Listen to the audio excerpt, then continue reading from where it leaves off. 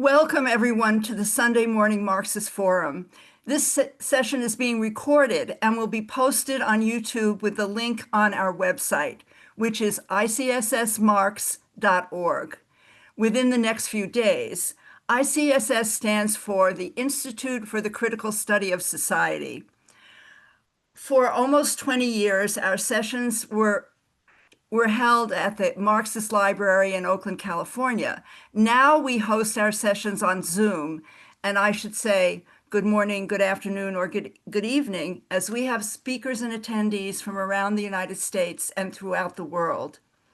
My name is Sharon, and I'm today's moderator. I'm a member of the ICSS Program Committee that organizes this forum. Our committee always welcomes input, feedback, and suggestions for topics and speakers, and you can contact us through our website, again, ICSSmarx.org. This is a comradely forum for political discourse and debate. As such, we ask that you show respect for our participants and the moderator of today's session. Please note that the opinions expressed are those of the speaker and participants. They do not necessarily represent those of ICSS. However, we are united in our respect for the work of Karl Marx, and we believe that his work remains relevant today.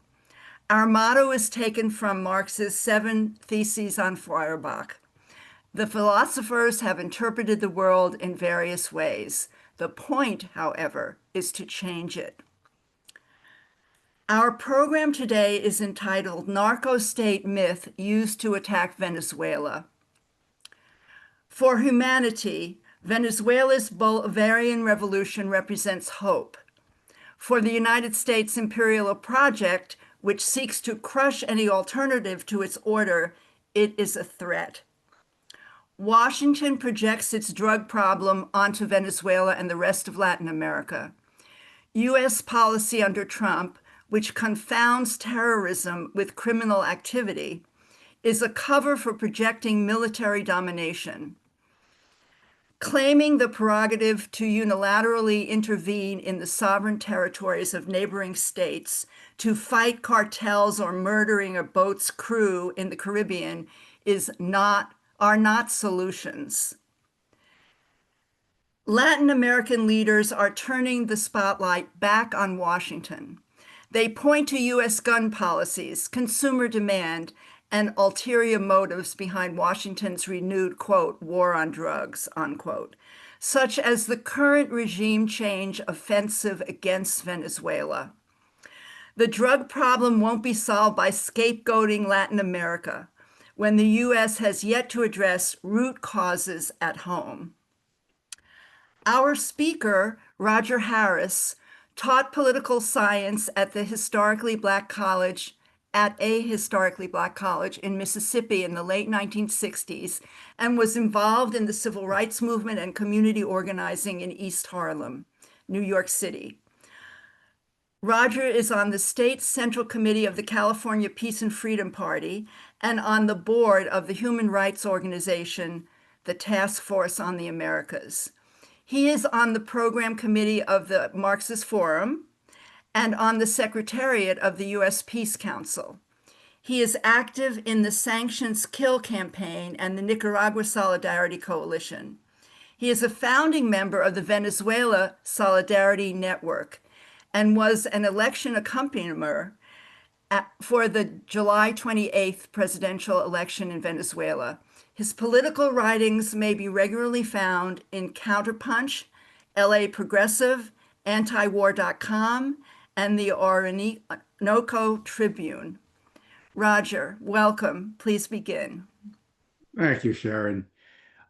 This is a very current topic, perhaps too current.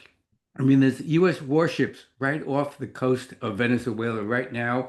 When I woke up this morning, the first thing I did was go on my web browser and see, have they attacked? Have they attacked yet? So this is a very, very relevant and pertinent topic for us to be discussing today. But let me begin with a little autobiographical background, because This is about how the United States is using drugs to project its imperial dominance. And this autobiographical stuff goes back to way back into the late 1960s when I was working as a community organizer in Spanish Harlem. And East Harlem is also what it's called back then. And one day I came down from my tenement house where I lived. I looked down the block and I saw this big, shiny new Cadillac limousine. Now, in that neighborhood, most people didn't even own cars, let alone a new car. And this car had Jersey plates, New Jersey plates. So I asked some of the street kids that I knew pretty well, and I said, "Hey, what's that? What's this about?" And what they said was very nonchalantly, like, "Isn't it obvious? It's the mafia, and they're coming to collect their drug money." Later on that season, I found a place a little bit further east from where I was living near the East River. It was a playground, and at night it was lit up, and it was filled with people. It was like a drug flea market open. And I wondered, how could a blanquito like myself from the suburbs and some third graders expose the drug trade in New York City when the authorities who were plastering signs about keeping New York City free of drugs seem to be able to not be able to deal with this thing that's just open in the open. So I was wondering about that in the 1960s, and quite frankly, I've been wondering about that ever since.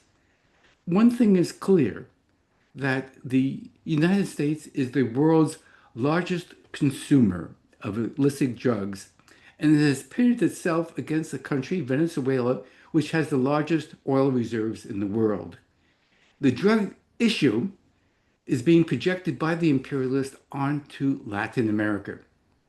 In fact, as I will argue in this talk, the drug plague has a made in the USA stamp on it.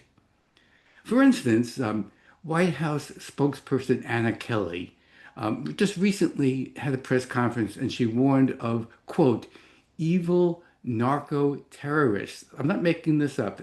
That's her words. Evil narco terrorists are trying to poison our homeland.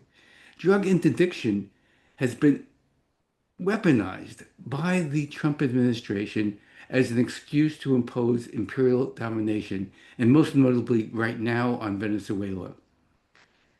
The attacks on Venezuela started from the very beginning when Hugo Chavez was elected president of Venezuela in 1998 and initiated the Bolivarian Revolution. And ever since, the United States has sought to crush that revolution. That revolution energized a pink tide in Latin America. The pink tide was the election of left-leaning governments that were a blowback against the failures of neoliberalism to meet people's needs. It also galvanized a counter-hegemonic wave internationally. No one recognizes the significance of the international role that Venezuela plays more than the imperialists themselves, who have mobilized the full force of the empire against it. Ben Norton, some of you might be familiar with him. He's a blogger. He's located right now in China, used to be in in Nicaragua. And he called Venezuela the poster child of everything the U.S. empire fears. First of all, the Bolivarian Revolution is a revolutionary project that seeks sovereign control over its natural resources. The oil underneath the soil of Venezuela, the Bolivarian Revolution believes, belongs to the Venezuelans. And they've kicked out foreign companies that were and nationalized their oil. That was done actually before Chavez's time. Two, Venezuela has been a key voice in Latin American regional integration. There is nothing that the imperialists fear more than integration, the unity of people against imperialism. And an extension of that, three, Venezuela has tried to integrate Latin America with Asia and Africa as part of a much larger Global South project. what we call multilateralism. And finally, fourth, Venezuela has fostered strong relations with China, Russia, and Iran. So the United States has been on the case of Venezuela from the very beginning.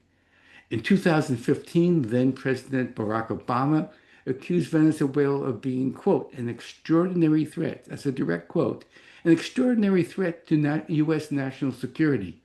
In fact, of course, as we all understand, the opposite of the case. The U.S. is threatening Venezuela. Venezuela is not threatening the United States. Obama imposed unilateral coercive measures. They're euphemistically called sanctions. Unilateral coercive measures are illegal under international law, for, among other things, they constitute collective punishment. And that's because they deliberately target the population. Some of you might be familiar with Alfred Maurice de Zayas. He was a U.S. Special Rapporteur for Human Rights. And the Zayas reported that over 100,000 excess deaths have been caused by sanctions against Venezuela.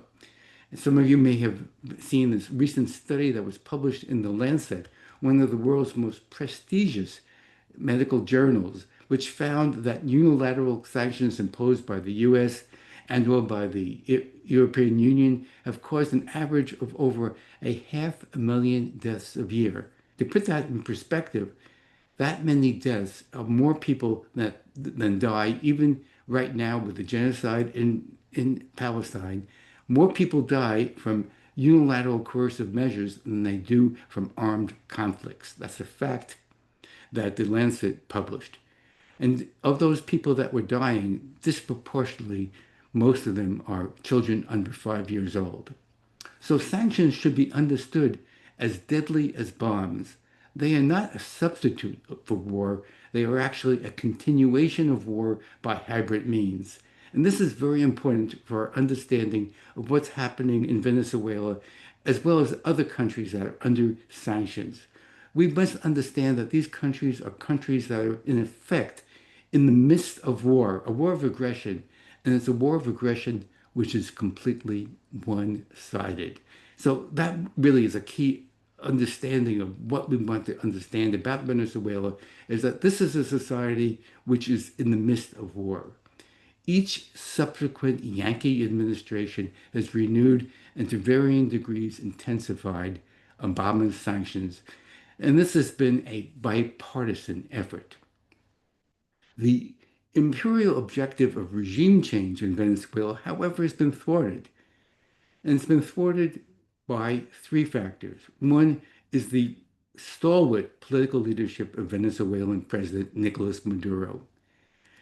Could not be done at all, but for the second factor, which is in concert with the Venezuelan people. And third, this is in firm alliance with their military.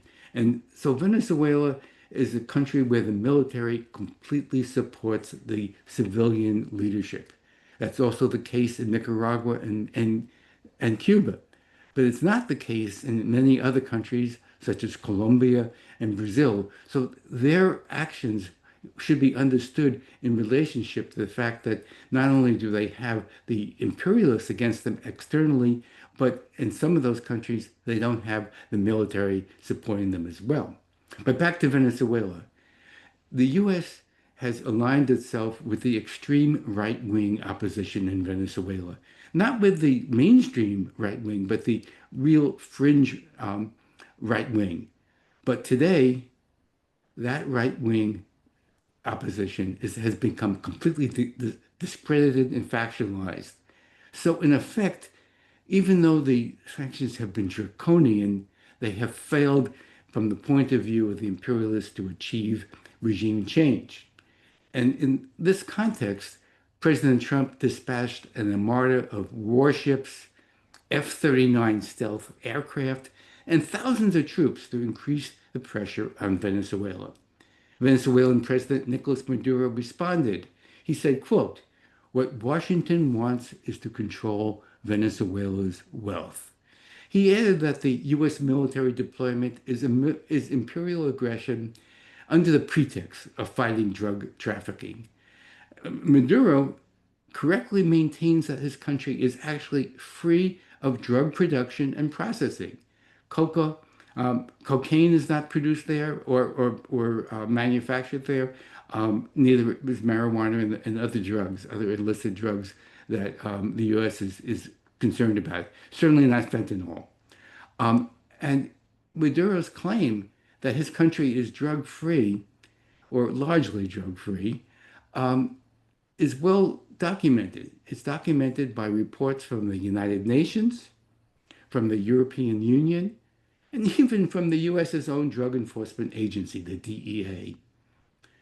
The Venezuelan president could also have referenced the findings of Trump's own security agencies, which showed that, contrary to Trump's accusation that Maduro was the head of a cartel, a criminal cartel called the Tren de Agua, the TDA criminal gang, his own security agencies say that that's not the case. And speaking of collusion with drug cartels, Maduro could have commented on the DEA itself. Incidentally, it was expelled from Venezuela in 2005 for espionage. So the DEA acted not so much in Venezuela to stop drugs, but to spy on the Venezuelans. According to an Associated Press report, a strongly pro-imperialist outlet, the DEA has continued to secretly build drug trafficking cases against Venezuela. And this is in violation of international law. Maduro's vice president, the Venezuelan vice president, Delcy Rodriguez, highlights that the DEA's, quote, has known connections to the drug trafficking world. And we can again go to U.S. sources to verify that. The U.S. Department of Justice revealed that at least 10 DEA agents in the neighboring Colombia participated in what they called sex parties with prostitutes paid by the local drug cartels. And as recently as 2022, the DEA quietly removed its Mexico chief for maintaining improper contacts with cartels. All this underscores a troubling pattern.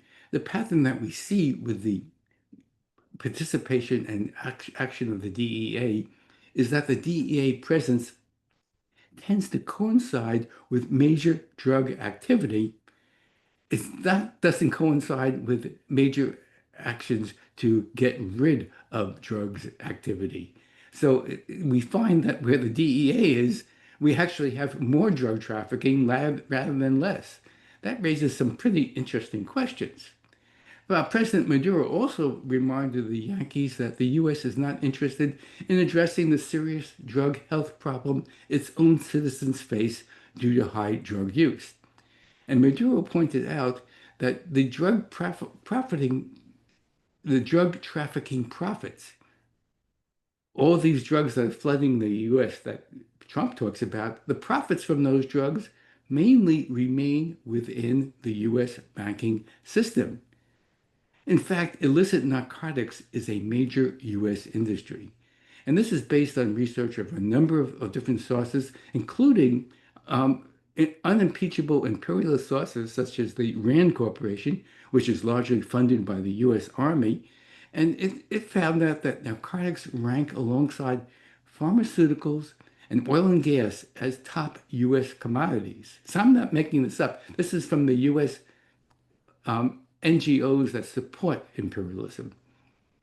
The former head of the UN Office of Drugs and Crime, a man by the name of Pino Arlachi, commented that he had been in Venezuela, he had been in Colombia, Bolivia, Peru, Brazil, but he never had to go to Venezuela because there was simply no need to deal with the drug issue there.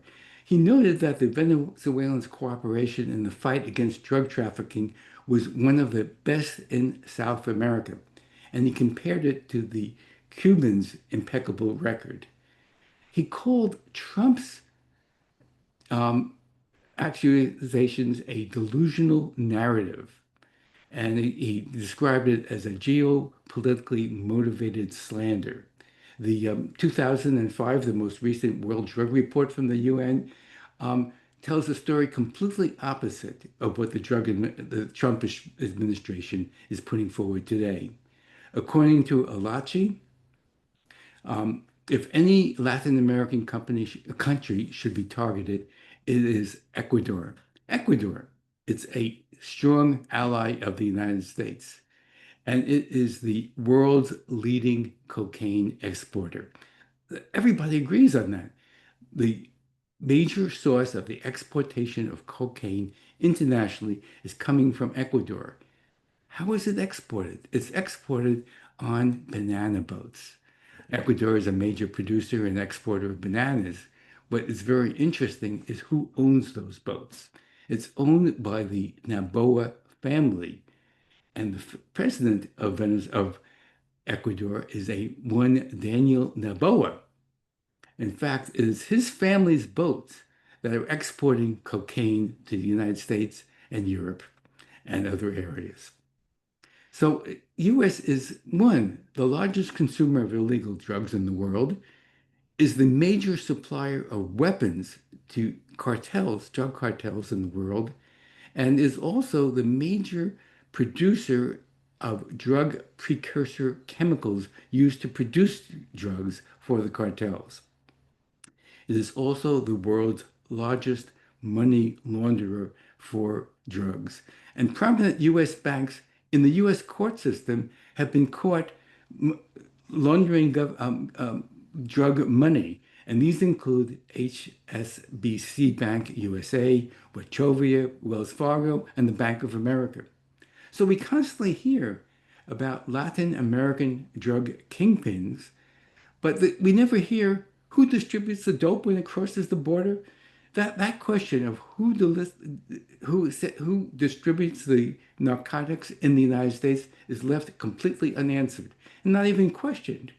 That is not even questioned by the U.S. Press, the corporate press, or its government. But research by the Mexican journalist Jorge Esquivel demonstrated that no U.S. administration has ever seriously investigated domestic drug trafficking networks. Think about that. We have all this talk about the drug plague, but has there ever been an investigation of domestic drug trafficking networks? And that's a very important point. A Venezuelan international analyst, Sergio Gelfenstein, asserts that Washington, quote, has no interest whatsoever in combating the drug trade. Gelfenstein argues that the drug trade in the United States is just too big and too profitable. Besides, drug usage serves to pacify potentially dissident demographics, such as the youth and African American communities. In Mexico, our Mexican President Claudia Sheinbaum notes that if there's any alliance that exists with the cartels, it lies with the U.S. shops, the U.S. gun shops that are giving weapons or selling weapons to the drug cartels. And she urges Washington to look inward at its own drug demand and lax enforcement. So the resounding message from Latin America is that blaming them alone for the drug problem is misleading. It is a cover for projecting military domination. The drug problem won't be solved by scapegoating Latin America when the U.S. has yet to address the root causes at home. So let's speak a little bit, and of course, I would like to get into this much more in the Q&A about what's happening at home. Because what's happening at home with the use of military force against our own people and the use of military force abroad by the United States, those two are definitely linked.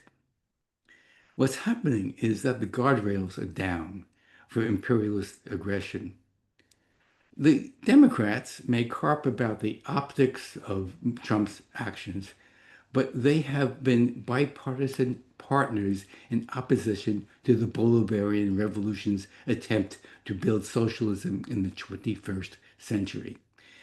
For instance, every single U.S. senator voted to confirm Marco Rubio as Trump's Secretary of State. There wasn't any dissension. The Democrats fell over each other in making Rubio the Secretary of State. Of course, now they aren't comfortable with Rubio, but Rubio was a known quantity. They could have voted against him when they knew what he would be up to. But in fact, what he's up to, despite the eyewash, is regime change in Venezuela and projection of U.S. imperialism elsewhere, which they support in a bipartisan effort. And that also goes to what we call the so-called international community and its institutions such as the United Nations. They have been powerless to stop the U.S. Zionist war in Palestine.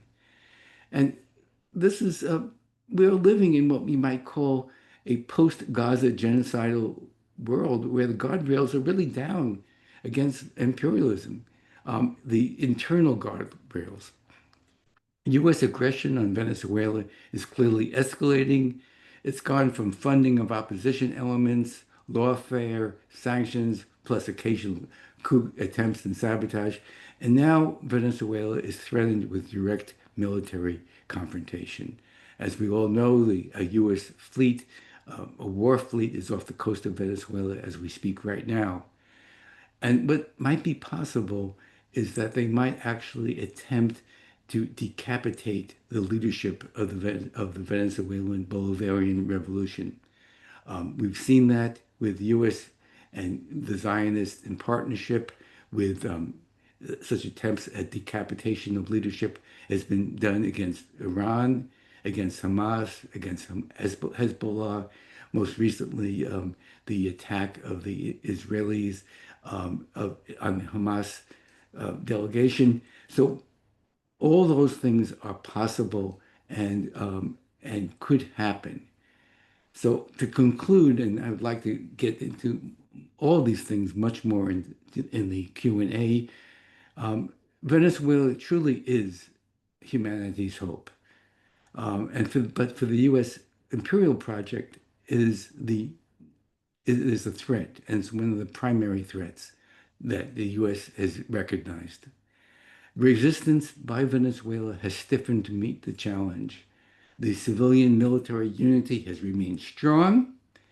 Millions of civilian reservists have enlisted in the militia, the national militia, which is now a branch of the Venezuelan armed forces, and regular troops have been dispatched to the Colombian border.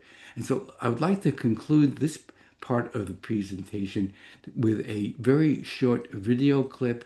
This is a video clip that shows fishermen, artisanal fishermen, I guess more correctly fishers, but we're not really familiar with that less gendered expression. But these are people that make their living. These are people that make a subsistence living fishing off the coast of Venezuela. And they are accompanying one of the Venezuelan military ships out to sea to defend the country. And it just shows you the unity of the people with their own military. It's a beautiful video, and I would ask Alan to show that now. Thank you.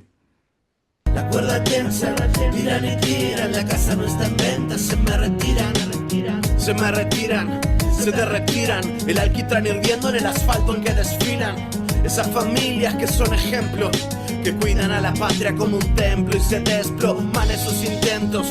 Ya no hay colonia, el perfume huele a gloria y la carroña en su lamento. No puede y agradezco cada sacrificio de cada compatriota que no cede ante el desquicio del que quiere tragarse hasta el último resquicio de riqueza y que ambiciona lo que está bajo del piso.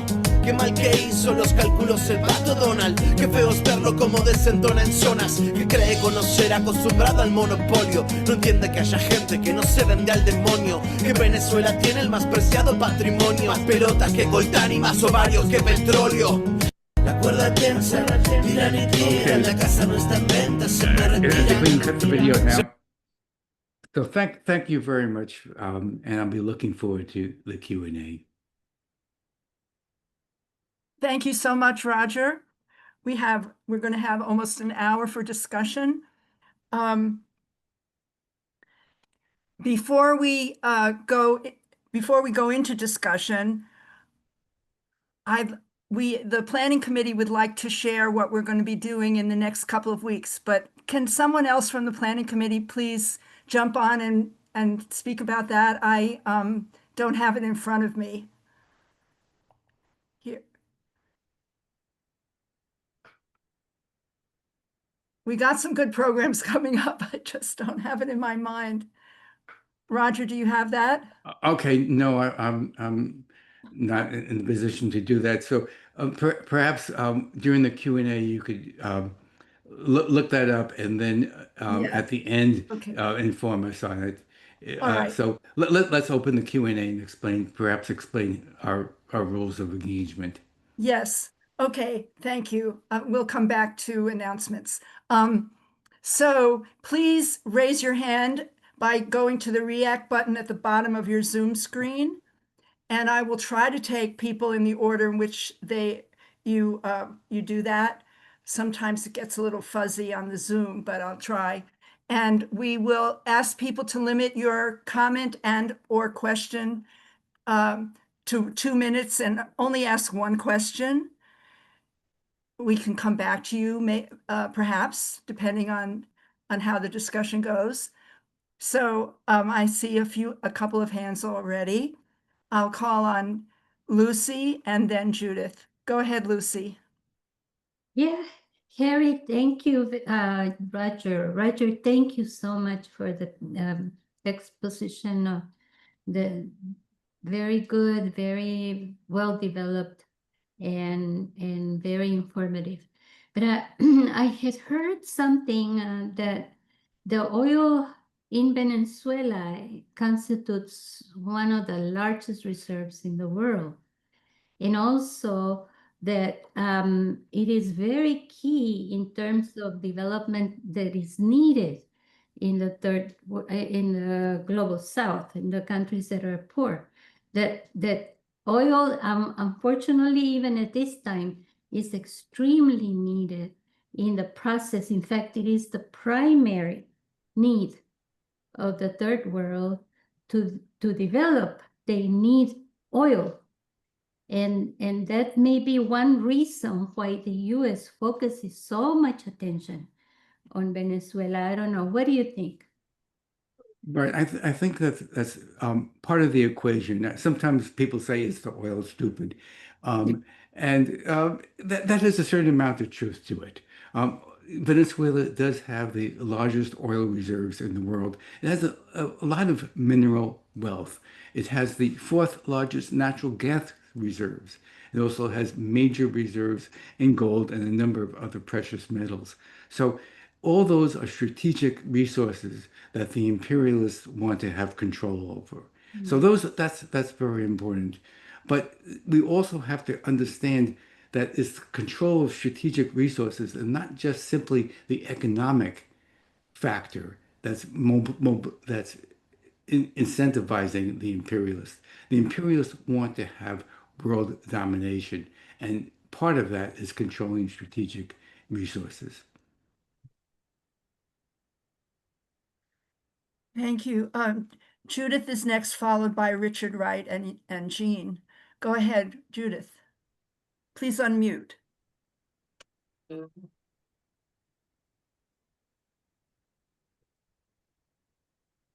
Judith, can you unmute? Go ahead. Now you're muted again. Why don't we? Okay, got it. Okay, go ahead. All right, please. yeah, okay. I just wanted to ask this question. Pete Hegseth is calling all the generals, the top generals and top admirals in the world of America, to Washington for a conference. I think it's about 800 people, and it sounds very serious. So I was wondering if you had any idea if this had anything to do with the possible invasion of Venezuela, or or if not, what you thought it might be. Okay. Yeah, there's been a tremendous amount of ink spilled on this issue of what's happening and happening behind the scenes. Of course, nobody knows what's happening. I mean, other than the broader picture that the imperialists want to extend their domination and they want to overthrow the regime in Venezuela. I use the word regime really the way they use it. We would call it, the government. But there is a lot of movement around there, and we know about this through the press. And so I think it's valuable to understand the role that the corporate press plays in this, because the corporate press are truly stenographers for the imperialists. The New York Times a few weeks ago came out with a breaking article. It was a leak that they had that Trump had signed a memorandum, secret, but leaked nonetheless to the New York Times, that would authorize the use of U.S. military force against drug cartels in foreign countries. Now, this is pure stenography. This is Venezuela. This is the New York Times doing the work of the press secretary for the Pentagon. So the press has just been fomenting all these rumors and making sort of egging on the situation. Just very recently, there was an NBC report that said, quote, U.S. is preparing options for military strikes on drug targets against Venezuela, inside Venezuela. And that's been picked up all over the corporate press. It's been repeated and repeated.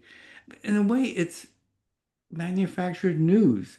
What the NBC did is that they had this live feed from the White House. And so they had this guy standing in front of the White House with a microphone saying, there's rumors. Well, there's been rumors for a long time. I mean, I could have gone in front of the White House, or any one of you, and had a live feed from the White House if you were standing in front of there on the street.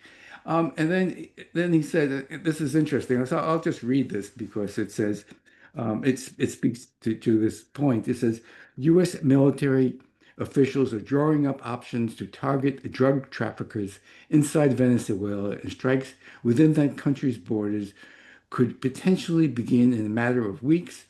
And then they quote 4 sources.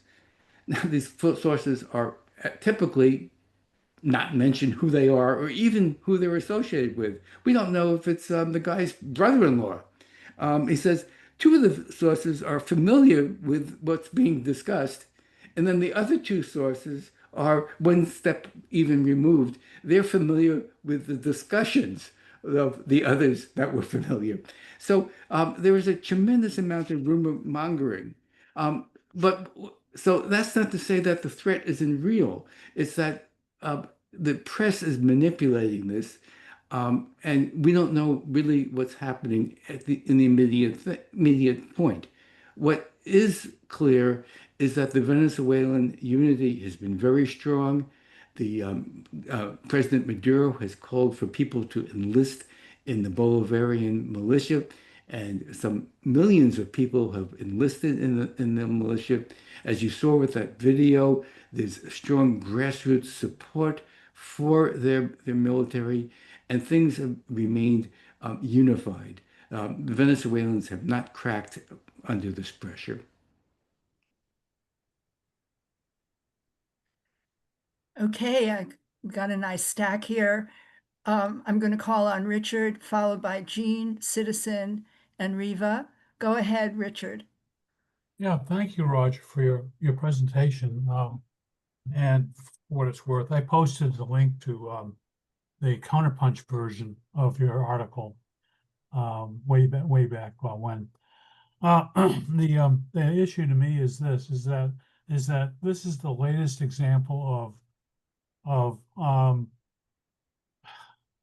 lies. I mean, in point of fact, the United States really in Afghanistan, in Vietnam, in Panama, they only use the drug rationale to further their own agenda.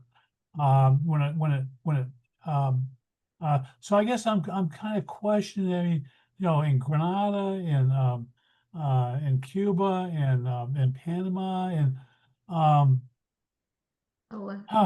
it just goes on and on. And how do we get beyond the New York Times narrative of how do we get beyond the New York Times narrative? How do we get to the people out there and make them aware that, well, I'm sure they're aware, but what do we do on this? Any thoughts? Thank you. Okay, thank you. So just to break down some of those points that you make on the New York Times narrative, of course, we should look at alternative sources. Very good sources would be the Orinoco Tribune, Venezuela Analysis, and also Telesur. There were many other U.S. sources that are excellent on that. I think the example that you brought up of Afghanistan is particularly telling because it gives you the notion of what it means for a country to be under the beneficence, and I do that with air quotes, the beneficence of the imperialists. The United States was in Afghanistan for nearly 20 years, and the end product of that was that Afghanistan was in much worse shape than when the United States entered. And this is the imperialists are no longer have the ability to impose puppet regimes. So what they do is they try to ruin the country.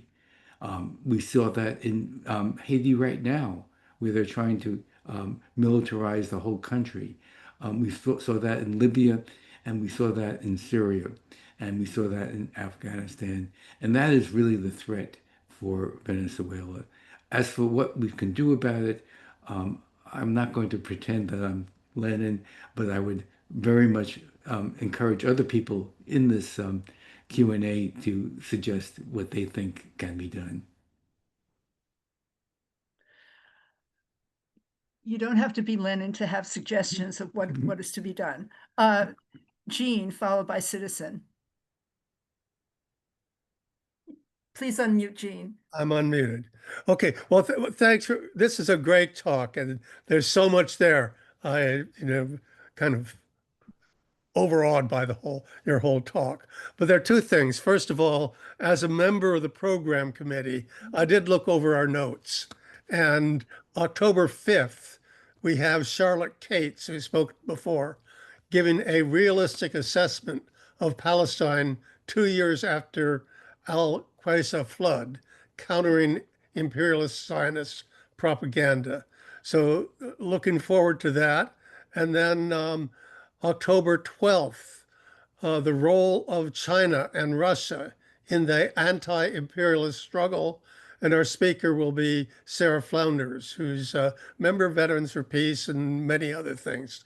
Very knowledgeable woman. So those are some great programs coming up. Thank you, Jean. And the other thing that I wanted to say, just on my own listening to the talk, the name of Epstein came up, Jeffrey Epstein, who has his hands in almost every unsavory aspect of U.S. foreign policy. He owns a couple of islands, or he did own a couple of islands in the Caribbean. And I'm just wondering, is there a connect, or what is the connection there? Because he has his fingers in everything, as does Trump. Thank you. Yeah, the Epstein thing, there's been a lot of speculation about that, of course, that, and I'm sure everybody is probably familiar with whether he, in fact, we know that he's not with us anymore, but whether it was voluntary suicide or whether it was he was killed is a question. And certainly this pressure on Trump, as well as many other prominent figures, including Bill Clinton, in their relationship to Epstein. So it's one of those things where there's speculation that some of the actions Trump are making right now are a diversion from the Epstein scandal, much like uh, Clinton in his administration when he had the Monica Lewinsky scandal, bombed, I believe it was Sudan. Someone should correct me if I'm got that country wrong, but he was suggested that it was a diversionary thing. And I'd be interested in hearing what other people's opinions are on that. Thank you.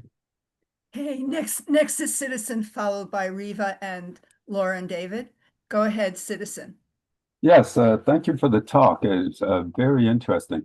I just wanted to comment, from what I can tell, it seems like the so-called progressive Democrats in Congress have been quiet about this situation regarding Venezuela. And I certainly wonder why they continue to be quiet on Venezuela.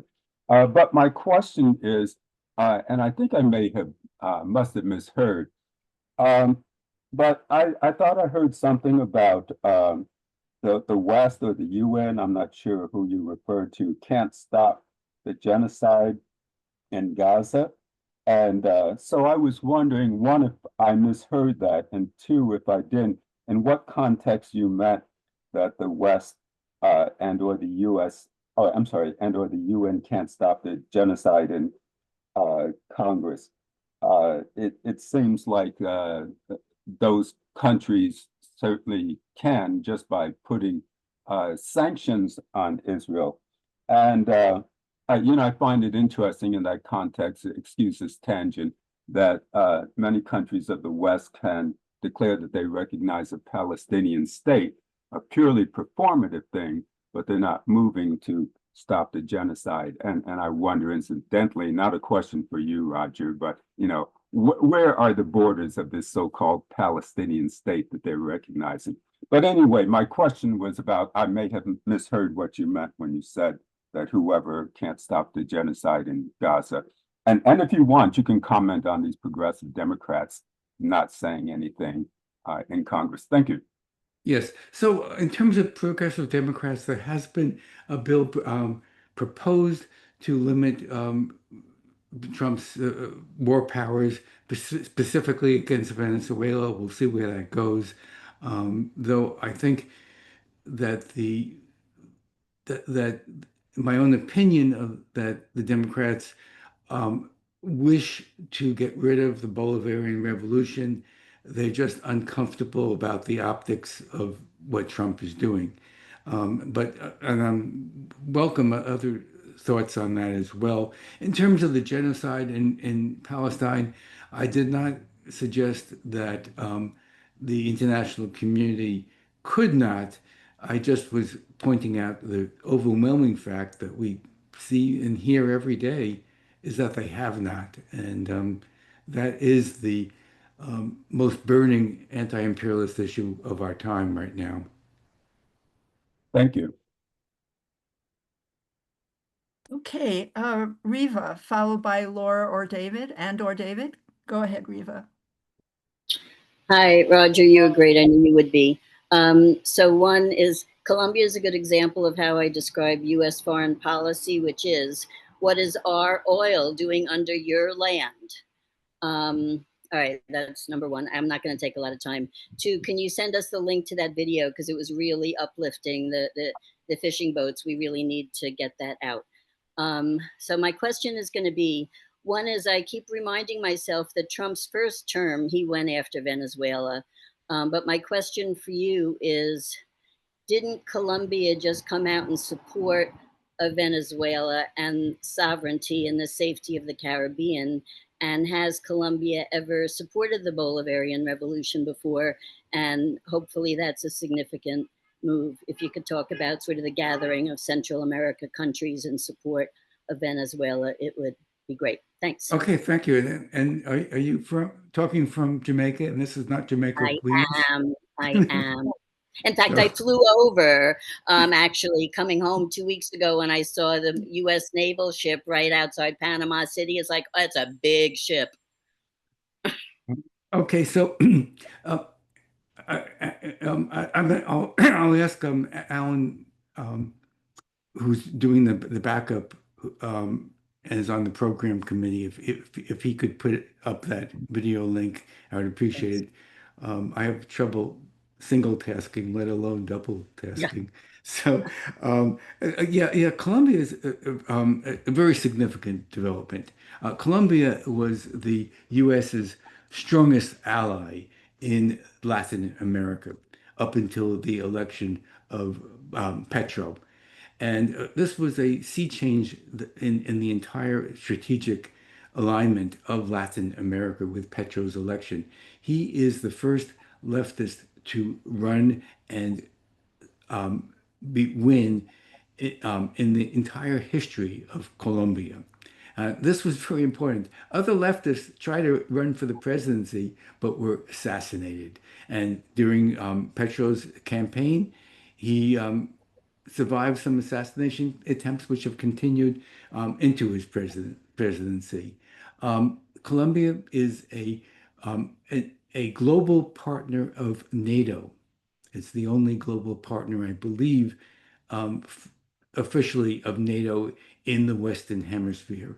And Colombia was sort of a former Colombian president put it very well. He said, we were accused of being the Israel of Latin America in relationship to the role that Israel plays as a projection of U.S. imperialism in West Asia. He said, we're accused of that. And I am proud to say we are the Israel of Latin America. So with the election of Petro, Venezuela benefit tremendously because at least there weren't U.S.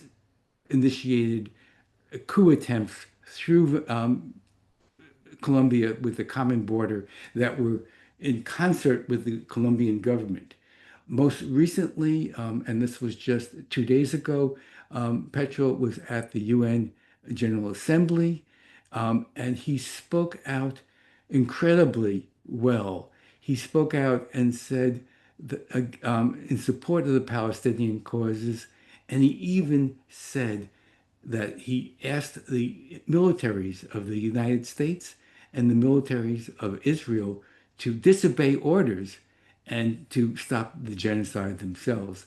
Then he went on the street corner outside the United Nations in Donald Trump's hometown, wearing a keffiyeh and leading a pro-Palestinian chant. And if anybody has a video of that, please post that because it's really beautiful. I mean, this guy has cojones, and for many of the Venezuelans, they were kind of suspicious of Petro at first, but right now he is being one of the leading voices against the U.S. Zionist genocide in Palestine. By the way, he is termed out in Colombia. You can only be a president for one term, and there'll be a big fight to see who wins the next term in Colombia. Thank you. Next, Laura. Yeah, thank you, Roger, for packing so much information into 30 minutes. It was astounding.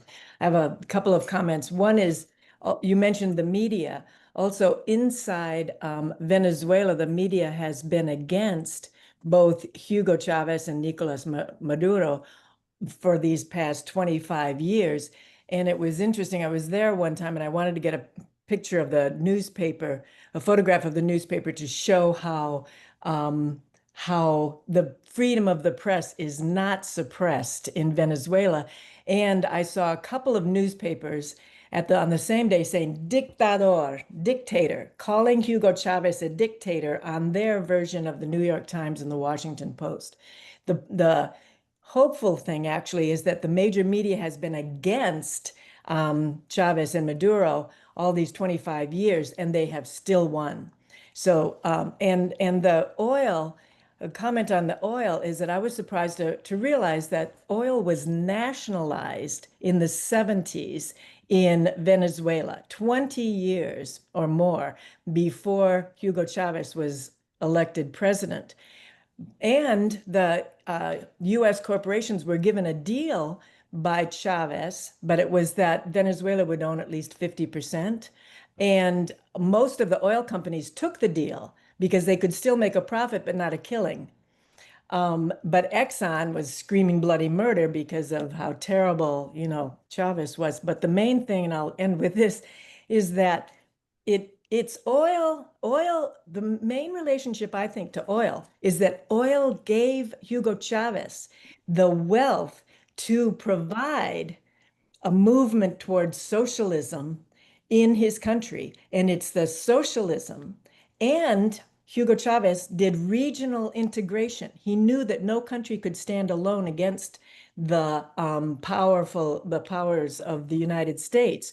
And so the regional integration, Chavez died 12 years ago. Those regional integration points still are helping Latin America. So it was socialism and solidarity more than oil is the reason that the United States is targeting with warships Venezuela at this point. And that's the way I see it.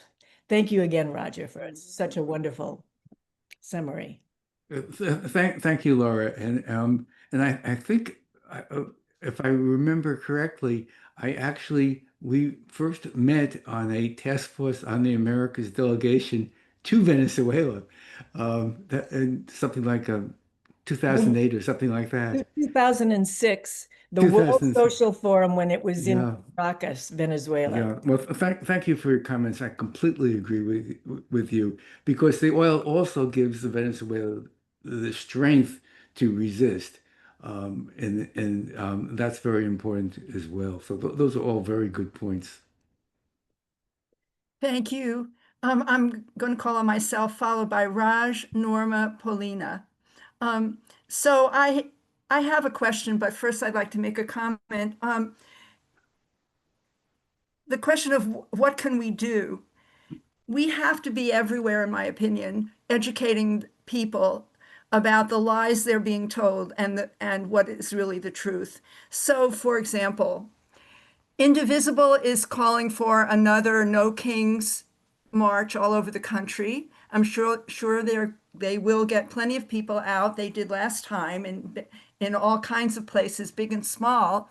And we know that Indivisible is pretty much the Democratic Party. But that doesn't mean we shouldn't be there.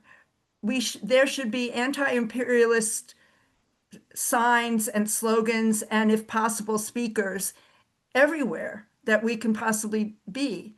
And we should never forget that it's up to us, really. Us, I mean, the Marxist left in general, to raise the consciousness of people about US imperialism and why it hurts people at home as well as in every country around the world. And I think we should discuss more about where other opportunities might be to do that educational thing. And my question, Roger, is so what in relation to the economics position of Venezuela and the sanctions and everything that is hurting the country, where are they with relation to BRICS? Yeah, that's a kind of a touchy question, Sharon, but I'll try to answer it the best of my ability. Um, so BRICS is an acronym. It means Brazil, Russia, India, China, and South Africa. It's a trade association. From those founding members, there are now about 15 official members of BRICS and some associated members.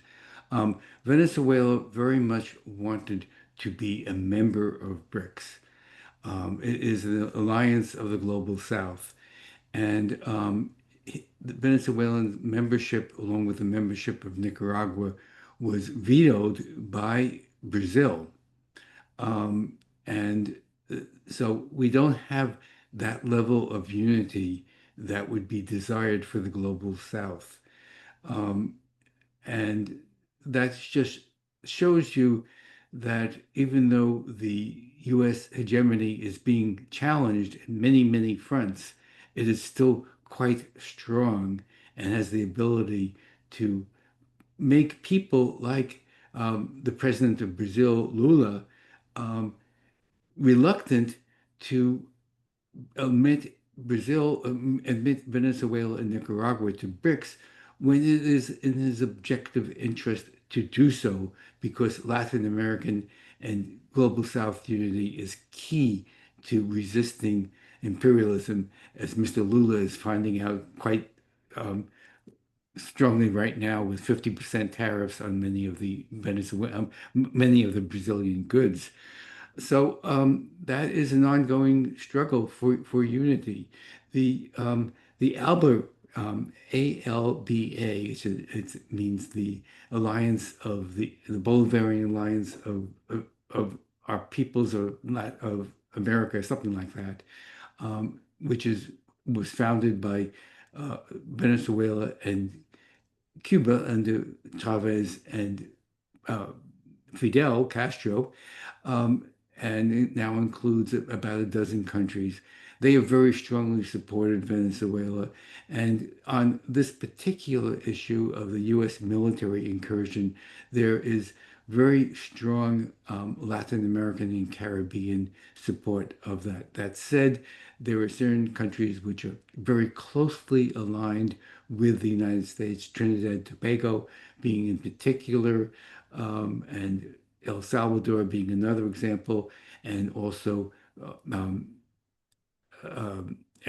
Ecuador and Peru and Argentina. Those are all, and Paraguay, excuse me, are the main right-wing countries. They have been cheering on the U.S. military incursion. Thank you. We're going to call on Raj, followed by Norma, and then Polina. Raj, go ahead, please. Hi, Roger. Thank you for a very informative talk.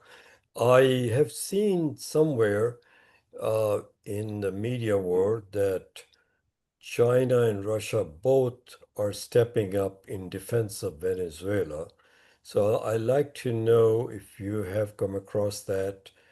And given that United States does not want, I mean, wants to dominate the whole world, but on Latin America, it has a specific law that, or specific position that no outside power can have any kind of base there.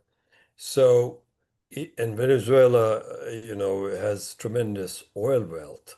So, given all this, I would like to know from you, and Trump is kind of buffeted between his MAGA base, which doesn't want him to start a war, and US imperialism that cannot but act to dominate. How do you see this equation, or do you know anything about China and Russia stepping up their defense of Venezuela? Yes, thank you for raising that, Raj, because that's a very critical part of the equation. And it's part of a global movement toward a multilateral world and a unity of the South against the imperialist West, or not so much against, but to defend themselves against the imperialist West. China and Russia, and we should also add Iran, have been critical to the survival of Venezuela. The U.S. unilateral coercive measures, the so-called sanctions, brought Venezuela to its knees. It caused the largest peacetime contraction of an economy in world history. It's precipitated a huge outmigration from Venezuela because the conditions have been so onerous. But the Venezuelans have stood strong on this. They would not have survived if it wasn't for the support of China, Russia, and Iran. And they came in at a very critical stage. The Chinese consider Venezuela a strategic partner. Exactly what that means is not completely clear, but it does suggest that the Chinese see it as part of their global strategic initiative to support Venezuela. The Russians have been very forthcoming in support of Venezuela, including on the military front, which is a third rail for the United States. Any military incursion other than itself is not accepted or by its allies. I mean, it's very happy to have the British in the Malvinas and stuff like that, but it's not at all friendly toward the idea of any of the global South to be involved. That is a very developing situation. This new realignment, and so much of the strategic initiative of the United States is to prevent Russia and particularly China into its incursion into this hemisphere. Right now, China is the second largest trading partner in the hemisphere after the United States. It is the largest trading partner for South America. And but what you're saying, and you alluded to the differences within the Trump administration about how best to impose U.S. imperialism. A lot of these actions by the United States may, in fact, force countries to be closer to China, particularly, rather than the opposite. We'll see how that plays out. But that the drama is very high and it's playing out as we speak. Thank you. Okay, next is Norma, followed by Polina and Almaz. Go ahead, Norma. Hey, everybody. I have a long list. I posted my email in the chat, so get in touch. The Apprentice, the new movie, was was portrayed on an Amy Goodman Democracy Now! A few weeks ago. What was put on it was, Amy is a relative of one of the people that made The Wizard of Oz, and so she's big on this.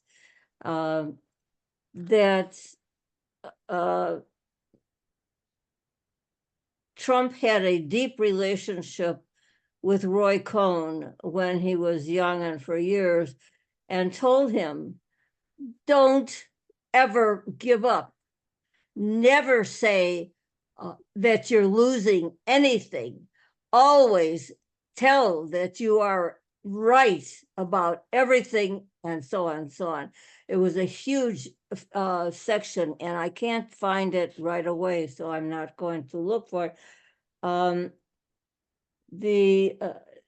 I got a clip from someplace showing the rolling fields of lands occupied by Chinese who owned their home on that land, owned the garden adjacent, owned the field, the farming field adjacent, and right next to it, yes, in squares, one after another of occupied, those all lands all owned by the people who lived on them, the Chinese. This is, to me, very exciting because it's stopping. 2 minutes. 2 minutes. Can I just take another couple minute or 1 minute? Okay, you can have 1 more minute. Please wrap up, Norma. Yeah. The fields available for farming as opposed to the farming with machinery that is so comparatively unhealthy.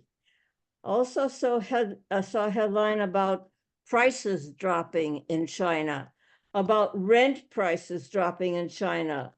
Also, you see all the liberation struggles going on throughout Africa and everywhere. And communism is happening. And I'd like to share those with you whenever you want. Okay, thank you. Roger, did you have anything in response, or should we go on? Go on, please. Okay, Paulina, followed by Almaz. Thanks. Thanks, Roger. I wanted to ask what you know about the extra U.S. presence, military presence in Puerto Rico. As you were mentioning, with the increased military presence along Venezuela's coast and throughout the Caribbean, apparently, besides that, the U.S. has also deployed 10 F-35 fighter jets to Puerto Rico, and the activists there, the anti-imperialist activists, are speaking up and perhaps, hopefully, even starting some kind of a campaign of a U.S. out of the Caribbean. If you could speak to that in relation to the possibility of U.S. military action against Venezuela, decapitation or whatever. Thank you. Yeah, that's very important. I'm very glad that you raised the issue of Puerto Rico, because that hasn't gotten enough attention. The U.S., as you mentioned, has deployed these F-35 stealth fighters. And it's interesting to read, of course, I try to keep up with this, to read the military press. And the military press is all over this. They're saying it's like completely disproportionate. There's nothing that a F-35 can do against drugs. It is clearly, transparently another purpose. Very important also is the United States is now talking about reactivating a military base in occupied Puerto Rico. We should remember that Puerto Rico is a possession of the United States. It is not an independent territory. It is a nation, but is the nation that is occupied by the United States. It was the spoils of the 1898 U.S. The birth of actually of U.S. imperialism, the Spanish American War. So yeah, the left in Puerto Rico is very concerned about the reactivation of this military base and making Puerto Rico once again a center of U.S. military activities for the Southern Command.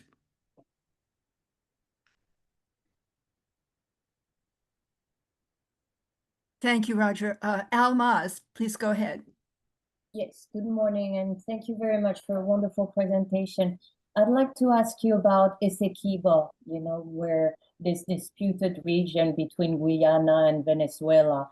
And as pretty much everybody knows, I suppose, that it's geostrategically a very important region, obviously, but also in the water, it has one of the richest oil reserve, and it's much better quality oil in Essequibo than in Venezuela itself. So do you think, so now, of course, the territory has been in dispute and is at the International Court of Justice for the longest time, but do you think it has ever, do you think that's one of the reasons also why the US is so interested in gaining a foot in Venezuela? But also, do you think it has any chance of ever being officially returned or given to Venezuela? Thank you.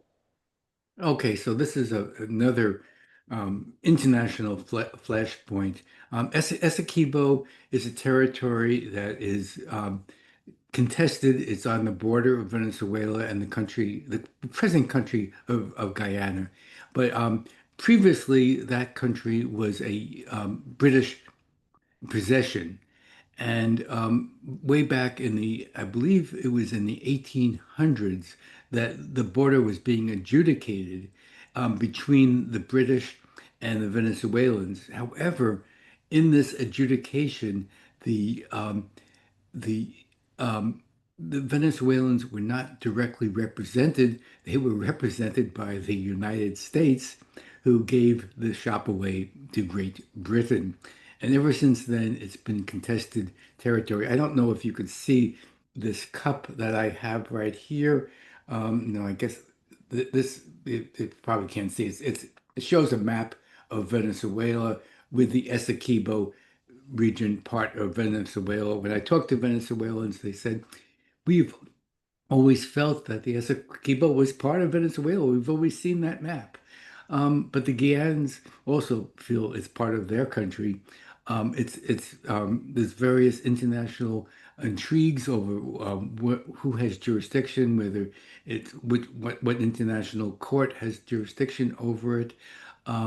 But the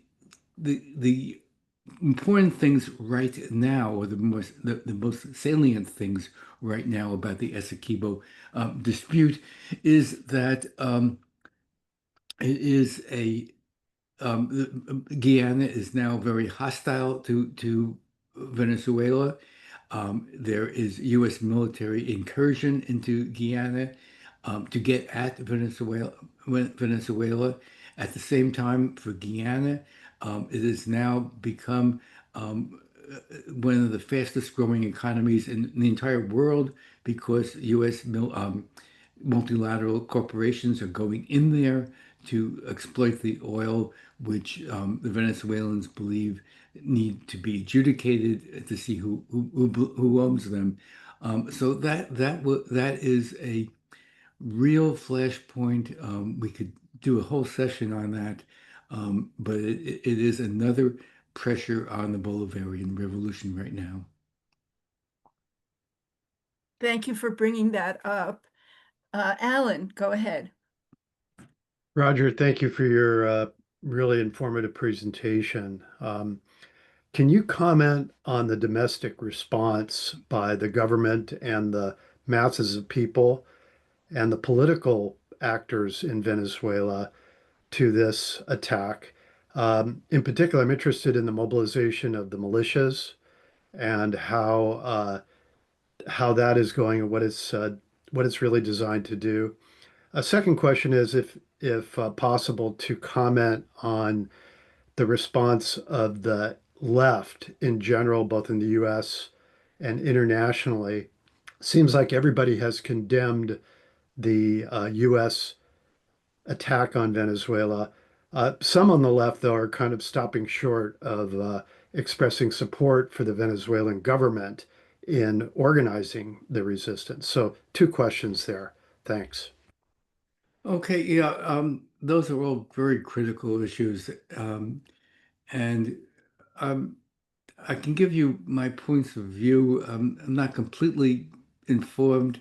There was a recent poll in Venezuela. There was a few recent polls in Venezuela that showed just overwhelming support of the government in resisting the U.S. incursion.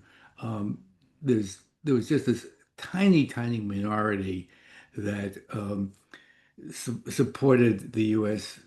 Regime change thing, contrary to Fox News, which said that the Venezuelans were euphoric about being attacked by the U.S. military. That was not collaborated by recent survey research data. Um, the, we have to understand the situation and be realistic about the situation. I mean, these sanctions by the U.S. and its allies have had a tremendous toll on the Venezuelans. There's been a huge brain drain, because the most financially capable people are the people that, when conditions get bad, they have the ability to leave the country. So a lot of their professional staff, professional class, that the whole stratum has left. So the country is in a critical position, and there's a tremendous amount of fatigue. I mean, these sanctions that began in 2015 by Obama have continued, and they've continued and been ratcheted. The screws have been tightened on them. So there's this tremendous desire for getting back to what they would call, might call a normal situation. And so this latest thing with the military threat is just sort of made the pressure cooker more pressure on them. The response has been a mobilization of the population, not everybody, but it has served to strengthen the support of the people of their Bolivarian government, and it has served to isolate and expose the opposition that's aligned with the United States. And we'll see how much pressure they can stand, and hopefully they will remain strong. In terms of left response, it's been fairly universally opposed to U.S. Imperialism. There was a small group of leftists, as you know, that are critical of the administration in Venezuela, accusing it of being authoritarian, pretty much taking their cues from really the State Department. They just make it sound anti-imperialist. They said we're against imperialism, but and we were in favor of socialism, but not actual socialism, only socialism in the ideal. But they are not a major force either internationally or in Venezuela. We can go on that, but I think maybe that's kind of the outline, and maybe go on to the next question if I might. Yes, so we've contended with ultra-leftism for a very long time, and that is not going to go away. We might have a whole separate program about that sometime soon. I will call on Daniel as the final person on the stack. Go ahead, Daniel. Yes. Can you hear me first? Yes. Oh, good. I have a question about Venezuela's next door neighbor, Colombia. Now, although this leftist president was elected by the people, the army, from what I understand, has a long-standing connection with the U.S. Now, does he hold his presidency only as long as the army will allow him? What's the potential of a coup d'etat? Thank you. Okay, so I mean, of course, I don't have any special insights into what the potential of a coup d'etat is specifically, but I think your question is a good one because it raises a larger question of how much room do these leaders have to maneuver and to oppose U.S. imperialism. It's in their material interest for every one of them to oppose U.S. imperialism. But what they can do, what the parameters are very much limited by their domestic support, not just of the military, but in the case of Petro, in the legislature.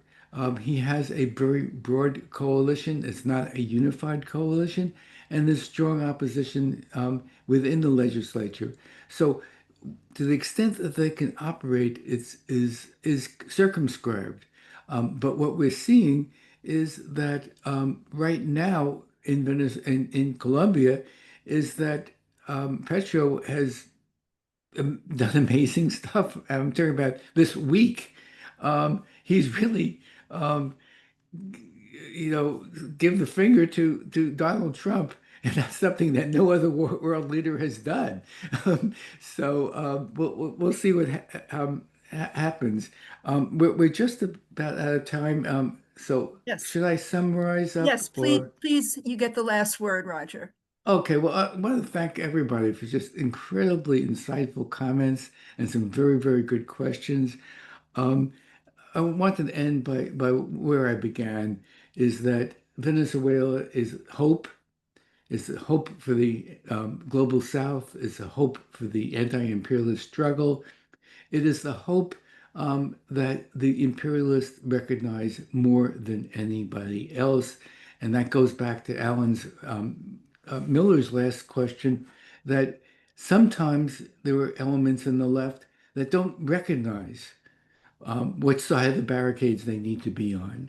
And this is going to be very important. It's going to be important for us progressives, those of us who support the anti-imperialist initiative, to realize that there's going to be tough times ahead. We're seeing that right now with this huge U.S. military buildup in the Caribbean. The pressure will continue.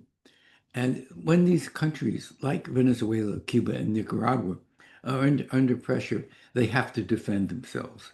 And we, as the left, need to recognize the importance of defending the revolution, that takes precedent, and that these countries will take authoritarian measures. There's no question about that, to defend themselves. And some of those measures will be overreactions. I mean, they don't know who's going to assassinate them. They don't know whether one person is an honest person and another person is in the pay of the imperialists. So it's very important for us to understand the international struggle and to realize that it's going to get more intense, and that the lines of engagement are going to become sharper and sharper. We're already seeing that on the issue of, we haven't discussed this, it's a separate issue, but on the issue of Ukraine, where some people are looking to destroy the Russia and dismember Russia. Another, and to carry that war, the endless war, to an end that destroys Russia. So there's big fault lines that are developing, and the really key issue is, from my point of view, the point of view that I've tried to argue, is that to understand that there is one dominant imperialist force, and that is the United States and its allies, that they are very powerful, that they will use their power because they feel threatened, and that we have to support those who are under attack, and most importantly, the Palestinians. Thank you very much. Thank you very much, Roger. Before we end the recording, I just want to remind people that next week we're going to have Charlotte Cates speaking about the second anniversary of October 7th, and speaking about the genocide and the struggle of the Palestinians. So we hope that you can tune in then.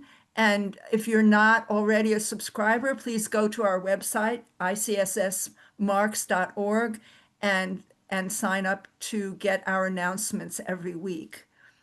Also, we have a small budget, but we do have the need for some funds to keep our website going. And if you would like to donate, you can also do that from our website. Thank you. Can we end the recording now, please? I'll do that now.